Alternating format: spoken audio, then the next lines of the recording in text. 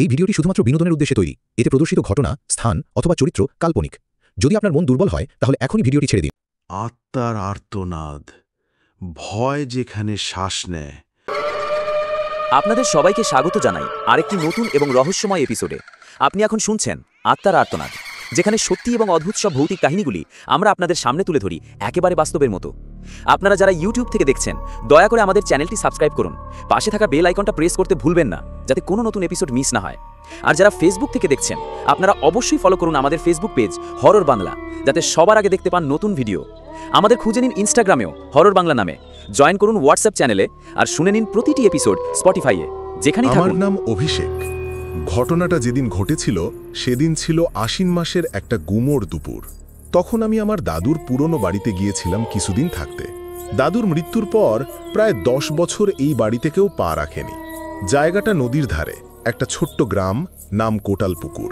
শহরের কোলাহল থেকে দূরে, অথচ এই নিস্তব্ধতা কিছু সময় পরপর যেন চিৎকার করে ওঠে। দাদুর বাড়িটা চারপাশে পাথরের দেওয়াল দিয়ে ঘেরা ছিল, আর তার পেছনেই ছিল একটা ঘন সবুজ গাছপালায় ভরা বাগান, যার শেষ প্রান্তে কাঁটাতারের বেড়া দেওয়া ছিল। ছোটবেলায় সেখানে খেলতাম, গাছে উঠে আম পাড়তাম, পুকুরে ঝাঁপ দিতাম। কিন্তু এবার এসেই কেমন একটা শীতলতা ছুঁয়ে গেল শরীরটা, যেন বাগানের গাছগুলো ফিসফিস করে কানে কিছু বলছে, একটা অদৃশ্য ভাষায়। আমি আর আমার বন্ধু সাগর একসাথে গিয়েছিলাম ওখানে। সাগর আমার খুব কাছের বন্ধু। ওই জেদ করে বলেছিল, চল দাদুর বাড়িতে কয়েকদিন থেকে আসি, শহরের ব্যস্ততা থেকে একটু ছুটি পাওয়া যাবে। প্রথম দিন রাতেই যখন আমরা দাদুর বিছানায় শুলাম, অদ্ভুত একটা গন্ধ নাকে এলো, পুরনো কিছু পচে যাওয়ার মতো। কিন্তু কোথা থেকে আসছে বুঝতে পারলাম না। জানালার বাইরে তাকিয়ে দেখি হালকা জ্যোৎস্নার আলোয় বাগানটা জ্বলজ্বল করছে। গাছগুলো কেমন ছায়াময়, যেন জ্যোৎস্নার মধ্যে থেকেও অন্ধকার চেপে আছে। সেদিন রাত ঠিক 2টো নাগাদ আমার ঘুম ভেঙে গেল। বাইরে থেকে কেমন যেন ঘস ঘস শব্দ ভেসে আসছে। আমি সাগরকে ডাকলাম, তুই শুনছিস কিছু? সাগর একটু জড়িয়ে পড়া কণ্ঠে বলল, হ্যাঁ, মনে হচ্ছে যেন বৃষ্টির মধ্যে কেউ কাঁটাতারে ঘষে ঘষে কিছু ঝুলিয়ে দিচ্ছে। আমরা ধীরে ধীরে বারান্দায় এসে দাঁড়ালাম। জানালার কাঁচের ফাঁক দিয়ে চোখ রাখতেই গায়ে কাঁটা দিয়ে উঠল। বাগানের একেবারে পেছনে কাঁটাতারের ওপর কিছু একটা ঝুলছে, সাদা একটা মোটা কাপড়ের বস্তা। অথচ কিছুক্ষণ আগেও তো ওখানে কিছু ছিল না। আমার শরীরটা হিম হয়ে গেল। হাওয়াটা একেবারে স্তব্ধ, অথচ সেই বস্তাটার ভেতর থেকে যেন কেউ ধীরে ধীরে নড়ছে। আর সবচেয়ে ভয়ঙ্কর ব্যাপারটা হলো, সেই ফাঁপা নীরবতার মধ্যে ভেসে আসছে একটা ফিসফিস আওয়াজ, একটা নারী কণ্ঠ, আমায় ফেরাও, আমায় ফেরাও। সাগরের গলা শুকিয়ে গেল। অভি, ওটা কি কুকুর বা বিড়াল ধরার ফাঁদ না তো? আমি মাথা নেড়ে বললাম, না ভাই, কুকুর ফিসফিস করে না। তখনও জানতাম না এই ফিসফিসানি আমাদের রাতের ঘুম কাটবে কেবল নয়, আমাদের আত্মাও ভেঙে দেবে। আমাদের দুজনেরই মনে একটা ভয় জমাট বাঁধছিল। কিন্তু আমরা ঠিক করলাম, সকালে গিয়ে বাগানে সব পরিষ্কার করে দেখব। হতে পারে এটা কোনো পাগলের কাণ্ড, হয়তো কেউ বাড়িটাকে ভয় দেখাতে চাইছে। কিন্তু আমাদের ধারণা একদমই ভুল ছিল। রাত যত বাড়তে থাকলো, ফিসফিস শব্দটা তত বাড়তে থাকলো। এমনকি বস্তাটা নড়াচড়া থেমে গেল। কিন্তু সেই আওয়াজটা ঠিকই আসছে, আমাদের ঘরের জানালার দিকেই। আমরা জানি কেউ আমাদের দেখছে। রাতের সেই মুহূর্তটাতে যে আতঙ্ক আমাদের শরীর মনকে জাপটে ধরেছিল, সেটা ভাষায় বোঝানো কঠিন। ঘরের আলো নিভিয়ে আমরা ঘরের কোণে বসে থাকলাম, যেন আলো জ্বালালেই কেউ এসে আমাদের দেখে ফেলবে। ঘড়ির কাঁটা যেন চলছিল খুব ধীরে, মিনিট যেন ঘণ্টার মতো লাগছিল। আর সেই ফিসফিস শব্দটা এমনভাবে মাথার মধ্যে ঢুকে যাচ্ছিল, যেন কানে নয়, মনের ভিতরেই কেউ কথা বলছে, আমায় ফেরাও, ফিরিয়ে দাও। ভোরবেলা কাক ডাকার সঙ্গে সঙ্গেই আমরা ছুটে বেরোলাম বারান্দায়। তখন সূর্যের আলো একটু একটু করে গাছের ফাঁক দিয়ে এসে পড়ছে বাগানে।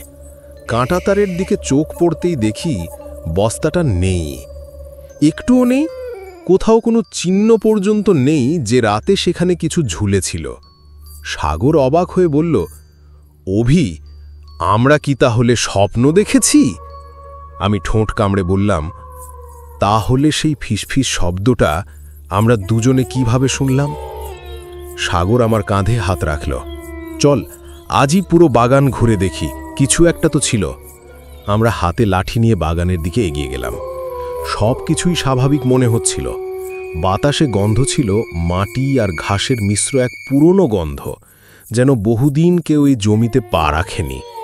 গাছের নিচে কিছু শুকনো পাতা ছড়ানো, একটা পুরনো খেলনা গাড়ি পড়েছিল যেটা আমি ছোটবেলায় খেলতাম। কিন্তু কাঁটাতারের কাছে গিয়ে দাঁড়াতে অদ্ভুত একটা অনুভূতি হলো। পায়ের নিচের মাটি যেন একটু বেশি নরম। সাগর ঝুঁকে দেখল, এখানে কেউ কিছু পুঁতে রেখেছে নাকি?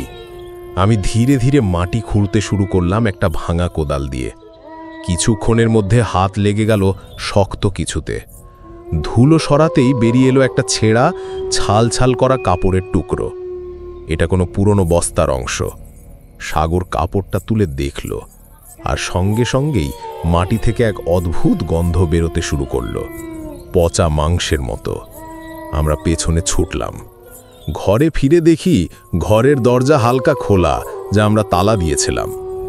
ভেতরে ঢুকেই দেখি জানালার পাশে একটা সাদা চিরকুট পড়ে আছে। সাগর ওটা হাতে নিয়ে পড়তে শুরু করল। যাকে ফেরানো হয়নি সে ঘুমোয় না, সে খুঁজে বেড়ায় নিজের শরীর, নিজের নাম, নিজের মৃত্যু। আমরা দুজনেই কাঁপতে শুরু করলাম। কে লিখেছে এটা, আর কিভাবে এটা ঘরের মধ্যে এলো? সেই রাতে আবার ফিসফিস শুরু হলো, তবে এবার ঘরের মধ্যেই। সাগর চিৎকার করে উঠল, অভি, আয়নার দিকে দেখ। আমি ধাক্কা খেয়ে পিছিয়ে গেলাম।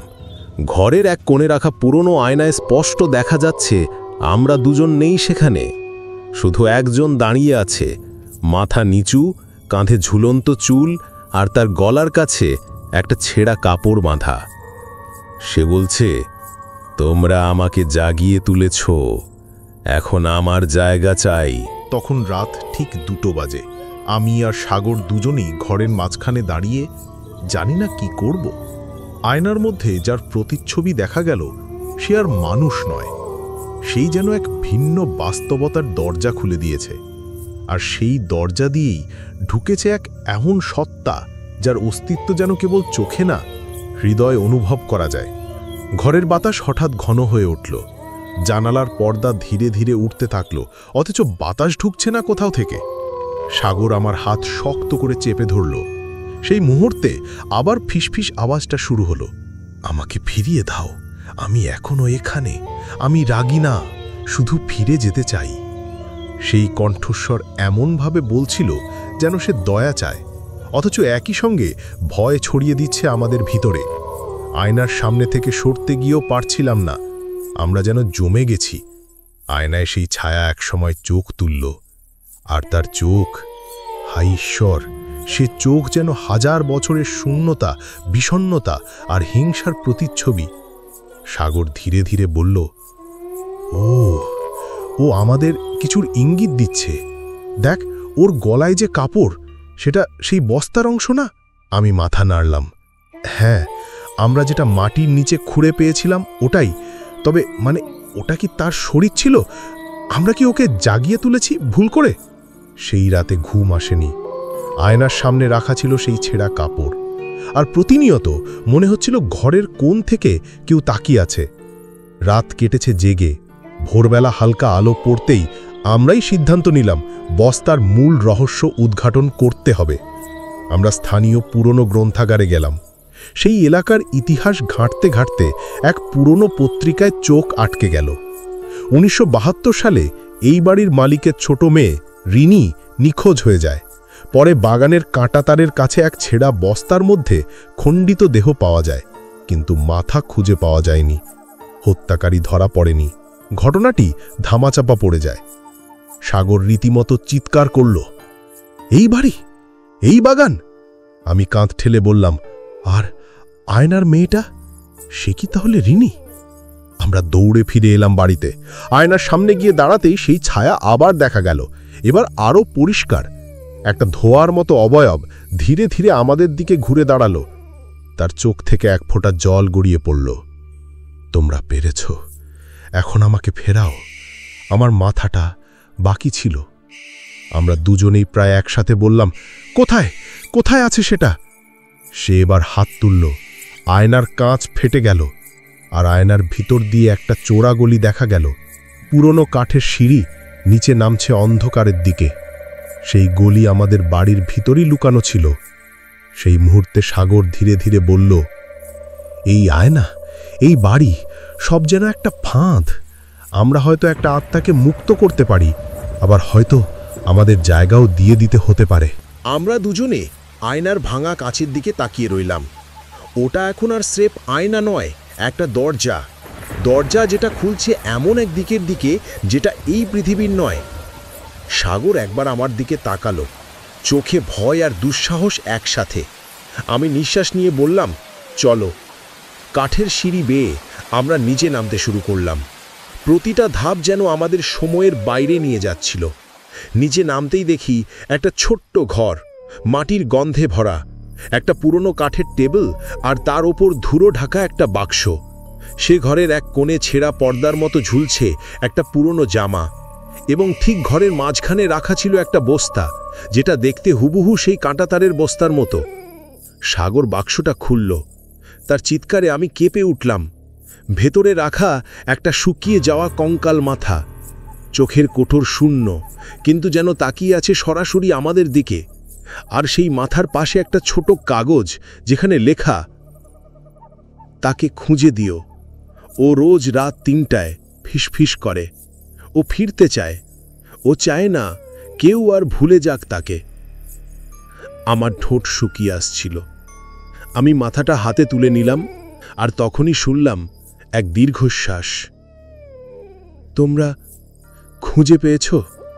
আমরা ঘুরে দেখি সেই ছায়ামূর্তি ঘরের এক কোণে দাঁড়িয়ে। এবার সে আর অস্পষ্ট নয়। রিনি, একটি ২৫ বছরের মেয়ের অবয়ব। মুখটা যেন মুছে গেছে কালের ঘরে, কিন্তু চোখে অব্যক্ত যন্ত্রণা আর শান্তির অপেক্ষা। সে এগিয়ে এলো, মাথাটার দিকে হাত বাড়ালো।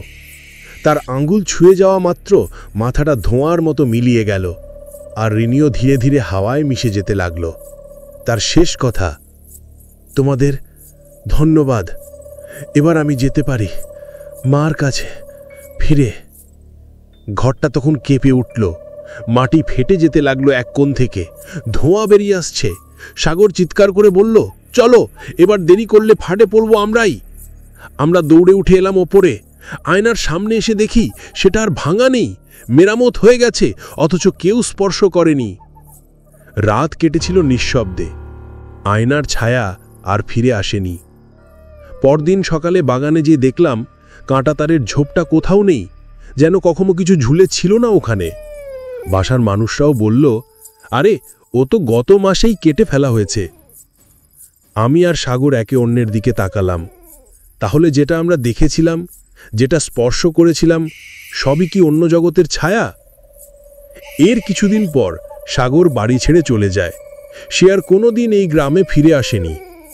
আর আমি এখনও রাতে আয়নার সামনে দাঁড়িয়ে থাকি মাঝে মাঝে। যদি কোনো দিন, কোনো নির্জন রাতে আবার সেই ফিসফিস শব্দ ফিরে আসে। তো এইভাবেই শেষ হলো আজকের গল্প। কিন্তু সত্যিই কি সব শেষ হলো, নাকি কোনো কিছু এখনো অপেক্ষা করছে অন্ধকারের আড়ালে আপনার আশেপাশে কোথাও? আপনি কি নিশ্চিত এখনো একা আছেন? হয়তো না। আবার দেখা হবে এক নতুন রাতের গল্পে, আরও এক আত্মার আর্তনাদে।